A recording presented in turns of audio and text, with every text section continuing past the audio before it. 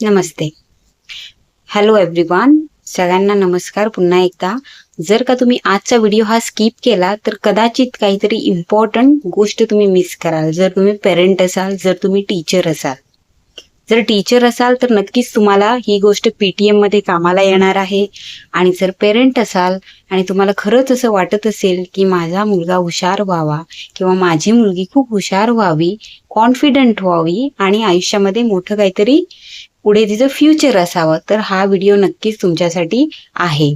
आणि खूप नॉटी मुलं जरी असली, तुमची मिस्शिवियस बिहेवियर करणारी असली, तरी सुद्धा हा व्हिडिओ तुमच्यासाठीच आहे. कारण की या व्हिडिओमध्ये मी एक सुंदर अशी स्लीप टॉक थेरपी काय असते ते तुम्हाला सांगणार आहे. आणि ही therapy most of the time work करते आणि खूप सायकोलॉजिस्टनी यावर स्टडी सुद्धा केली आहे. चला तर मग वेळ वाया न घालवता आपण इम्पॉर्टंट गोष्ट थेरपी काय आहे ती सुरुवात करूया. जसं की brain of the computer CPU ला म्हणतात, राईट? तसंच माणसाचं सुद्धा सीपीयू म्हणजे हा आपला ब्रेन आहे. तर ह्या ब्रेनचे 2 पार्ट असतात. नॉर्मली 3 पार्ट आहे, तसं सिग्मंड फ्राइड ह्या सायकोलॉजिस्टने सांगितलेलं आहे. पण most of the people refers only to conscious mind आणि सबकॉन्शियस माइंड. ओके. तर ह्या ज्या फ्राइड सायकोलॉजिस्टने सांगितलं आहे की त्यांनी प्रॉपर स्टडी केलंय की सबकॉन्शियस माइंड काय असतं. म्हणजे आपल्या मेंदूचे 2 पार्ट असतात, कॉन्शियस माइंड आणि सबकॉन्शियस माइंड. तर कॉन्शियस माइंड म्हणजे जे आता मी तुमच्याकडे बोलते आहे, जे आपण जागेपणी बिहेवियर करतो, विचार करतो, लॉजिकली उत्तर देतो, ते सगळं कॉन्शियस माइंड करत असतं आपलं. ठीक आहे. आणि सबकॉन्शियस माइंड असतं ते रात्री झोपल्यावर जास्त प्रमाणात ऍक्टिव्हेट होतं. म्हणजे 50 to 80% ते ऍक्टिव्हेट असतं, म्हणजे ते झोपत नाही. तर कॉन्शियस माइंड जे आपलं असतं ते जागेपणी काय असतं, ते जागेपणीच ऍक्टिव्हेट असतं. तर त्याच्यासाठी आपल्याला ही स्लीप टॉक थेरपी आपल्या मुलांच्या भविष्यासाठी, त्यांना काहीतरी ब्राईट त्यांचं फ्युचर करण्यासाठी, त्यांना चांगल्या सवयी लावण्यासाठी आपल्याला ही स्लीप टॉक थेरपी यूज करायची. आता ही थेरपी नक्की आहे तरी काय आणि ती कशी वर्क करते ते मी तुम्हाला सांगते. रात्री जेव्हा आपली मुलं झोपतात तेव्हा आपल्याला काय करायचंय, नॉर्मली ऍज अ पेरेंट आपण काय करतो की त्याच्या मुलाच्या बाबांना किंवा घरातल्या इतर व्यक्तीला आपण त्याच्या कंप्लेंट्स करत असतो की आज ह्याने असं केलं, आज त्याने तसं केलं, आज बघा हे 10 पैकी 2च मार्क्स त्याला भेटलेत. कसं ह्या मुलाचं काय करायचं, काहीच अभ्यास करत नाही, हे नाही करत, ते नाही करत. Even all the complaints we are giving to the whatever family members are there, whoever. Okay. तर हे असं न करता जेव्हा आपली मुलं झोपलेली असतात तेव्हा त्यांचं अनकॉन्शियस माइंड जे असतं ते जागं असतं, ते ऍक्टिव्हेट असतं आणि ते डायरेक्टली आपण जे काही बोलतो ते माइंड त्यांचं काय करत असतं, ऐकत असतं.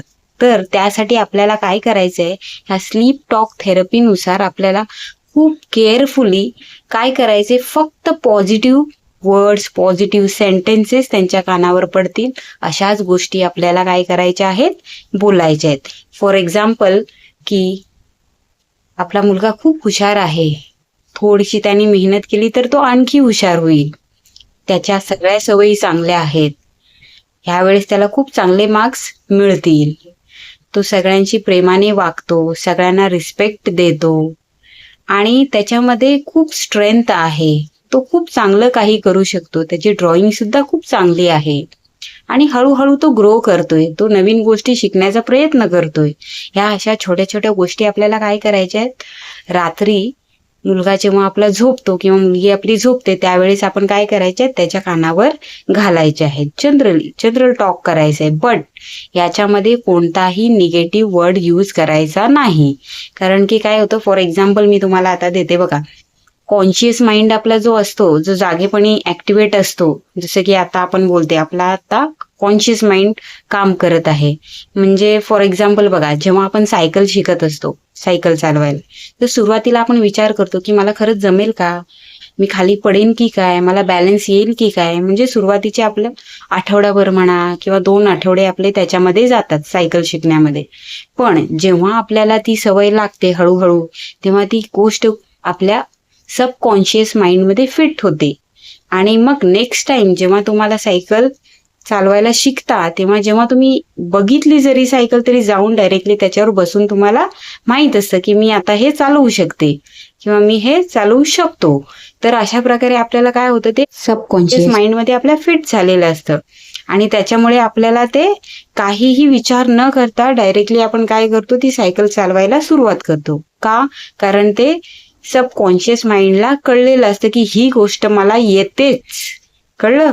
म्हणजे जी शिकण्याची सवय रोज मुलं जे शाळेमध्ये शिकतात ते त्यांच्या कॉन्शियस माइंडमध्ये असतं आणि मग हळूहळू ते काय होतं सबकॉन्शियस माइंडमध्ये ते फिट व्हावं लागतं आणि तिथे जे एकदा सेव्ह झालं की मग ते काय कधीही आपल्याला रिकॉल करता येऊ शकतं, कधीही आपल्याला आठवता येऊ शकतं.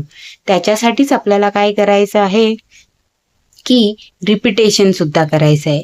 सारख्या सारख्या रिपीट केलेल्या गोष्टी काय होतात की आपल्या सबकॉन्शियस माइंडमध्ये जाऊन फिट होतात. त्याच्यामुळे पॉझिटिव्ह टॉक करायचं, रिपिटेटिव्ह गोष्टी बोलतच राहायच्या आहेत जेणेकरून मुलांना त्या बाय हार्ट होतील. म्हणजे डेली बेसिसला, मॉर्निंगला, इव्हिनिंगला किंवा सगळ्यात इम्पॉर्टंट टाइम जो आहे तो मॉर्निंगचा आणि झोपण्याआधीचा. झोपण्याआधी 10 मिनिटं मिनिमम कोणत्याही मुलांना मोबाईल देऊ नये, कारण तो जो स्क्रीनिंग टाइम असतो तो कुठेतरी आपल्या सबकॉन्शियस माइंडमध्ये जातो आणि त्याच्यावर परिणाम करतो आणि मग आपल्याला स्वप्न वगैरे पडणे ते मग तेच विचार करत आपण राहतो. आणि तो थर्ड पार्ट जो सांगितलेला आहे सॉरी सिगमंड फ्राइड यांनी की अनकॉन्शियस माइंड सुद्धा असतो आपला. कोणता? अनकॉन्शियस. अनकॉन्शियस माइंडमध्ये खूप जुन्या जुन्या गोष्टी, काहीतरी परिणाम झालेल्या, काहीतरी भीती ह्या सगळ्या दडलेल्या असतात. मग त्या सुद्धा इनडायरेक्टली आपल्यावर इम्पॅक्ट टाकत असतात. त्याच्यामुळे ते आता सध्या आपल्याला स्टडी करायची गरज नाहीये, बट नॉर्मली सबकॉन्शियस माइंड हा आपल्याला खूप हेल्प करतो आपल्या आयुष्यामध्ये आणि आपल्या मुलांना जर खरंच भविष्यामध्ये काहीतरी चांगलं करायला लावायचं असेल तर आपल्याला सबकॉन्शियस माइंड त्यांचा स्ट्रॉंग करायचा असतो. तर त्याच्यासाठी स्टेप बाय स्टेप आपल्याला काय करायच्या असतात, रोज पॉझिटिव्ह गोष्टी झोपल्यावर बोलायच्या आहेत आणि निगेटिव्ह बिलकुल बोलायचं नाही. कारण की जेवढं आपण पॉझिटिव्ह बोलू, रागाच्या भरात आपण बोलून जातो की तुला हे येतच नाही, तुला काही अक्कलच नाहीये, तुला हे जमणारच नाहीये. बट हे जे कुठेतरी त्यांच्या सबकॉन्शियस माइंडवर इफेक्ट करतं, कारण त्यांच्या मनामध्ये ती फिलिंग डेव्हलप होते की आपल्याला हे जमणार नाही, आपली आई असं बोलते म्हणजे. So for that we have to stop all those things and always we need to talk positive things.